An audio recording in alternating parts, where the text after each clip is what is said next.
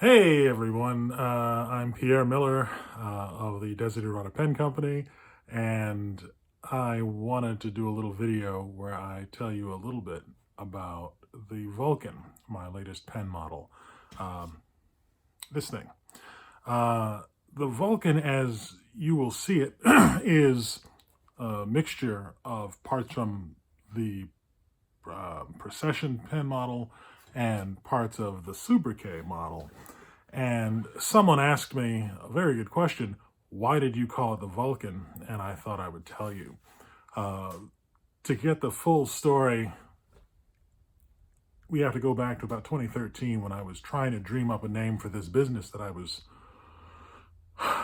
cooking up on doing fountain pens with flex nibs. And the original pen that I wanted was supposed to be a wooden fountain pen that could handle flexible dip nibs that was super inexpensive at a price that at the time I thought was doable, but for hand making stuff and the way that I wanted to be working wasn't really practical.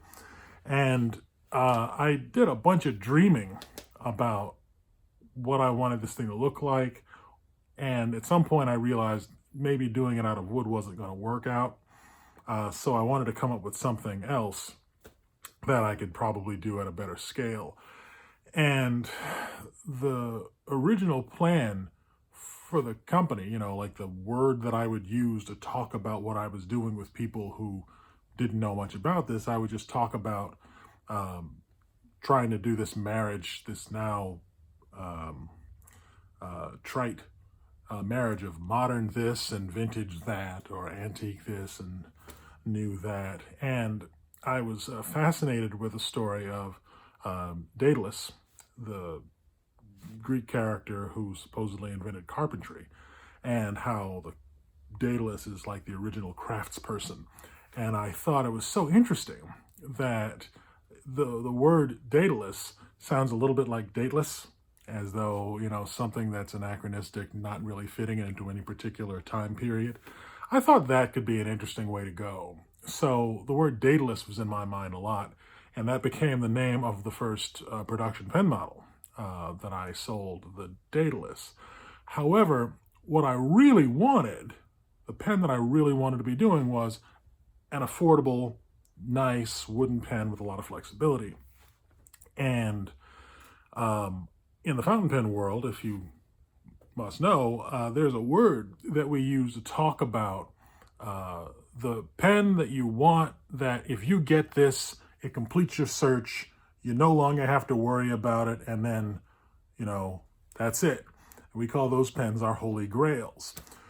Well, my holy grail, this wooden pen, I thought to name the Mercury after the symbol for the element Mercury, also known as Quicksilver, which is Hg for Holy Grail.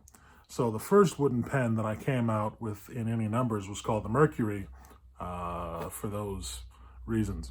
The next pen that I did that was done in wood essentially was me looking at the Mercury, selling lots of Mercuries, figuring out all the stuff that was a bad idea, the stuff that was a good idea, the things that I wanted to change, and turning that into a new model that more or less takes the place where the Mercury started and then steps back, goes around it, and says, okay, we'll do it completely different. We'll try to solve the same problems completely differently. And I named that pen after a phenomenon that was discovered with the planet Mercury. The first planet from the sun travels around the sun once every 88 days and has a very tight orbit, but it's not a circular orbit still. We've known for a long time that the orbits of all the planets aren't truly circular, where the sun's at the center, but they're actually more elliptical. And there is a spot, because it's not necessarily a symmetric ellipse, there's a spot where the planet is closest to the sun. That location in a planet's orbit is called its perihelion. And we've known for a very long time that that location where the planet is closest to the sun actually isn't fixed on every trip around the sun. Every time the planet goes around, for Mercury, we observe that that location moves a little bit every cycle. And there has been, up until I think Einstein's first theory of relativity, I want to say 1905, up until that, there was no really good explanation for why that should be. Newtonian celestial mechanics would tell you that orbits should be fixed, orbits should be stable. This is how things work. They should just do the same thing every time because there's no other reason why they should be moving, why things should be precessing. And the perihelion precession of Mercury was a thorny problem. Like I mentioned, not until Einstein proposed the theory of relativity in 1905 did we have any compelling explanation for that phenomenon.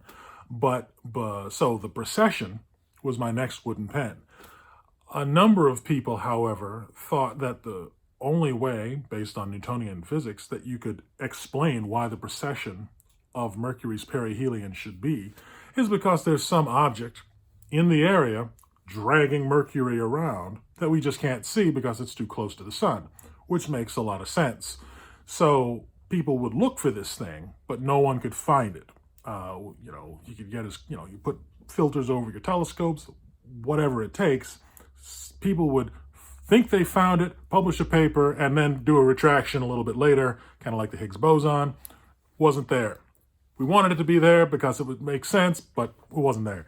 And the mythical name given to this mysterious object dragging Mercury's orbit around was nicknamed Vulcan, because it was really close. It had to be really close to the sun and it was really hot. So name it Vulcan. Rowan got a fire, but didn't happen. So taking a step off of the Mercury to the precession to the Vulcan, the reason I called this new pen is the Vulcan, partly because I was still working with the precession principles, trying to step back, trying to improve how the pen functions just as a pen, not necessarily as a wooden object, but as a pen on the whole. We go back to the sobriquet, which was my first whack at doing a really big pen. And there was a lot in the sobriquet that I never did before. Like, it was the first pen that I ever did with a handmade clip. The contour was really dramatic with the big long tapers and all that, especially the contour of the grip section of the sobriquet was something that I was rather pleased with. It was just kind of a simple, graceful thing, which is surprisingly hard to get. But I didn't have a good name for it. And so I named the sobriquet nickname. Sobriquet is French for nickname. So I didn't really have a name, so I called it that. And I thought, what better way to talk about this new mixture of a sobriquet and a precession than naming it after a planet that doesn't exist? So, the Vulcan. Thanks for listening. Sorry it took so long. I hope you're having a good day. And this has been Pierre Miller from the Desiderata Pen Company.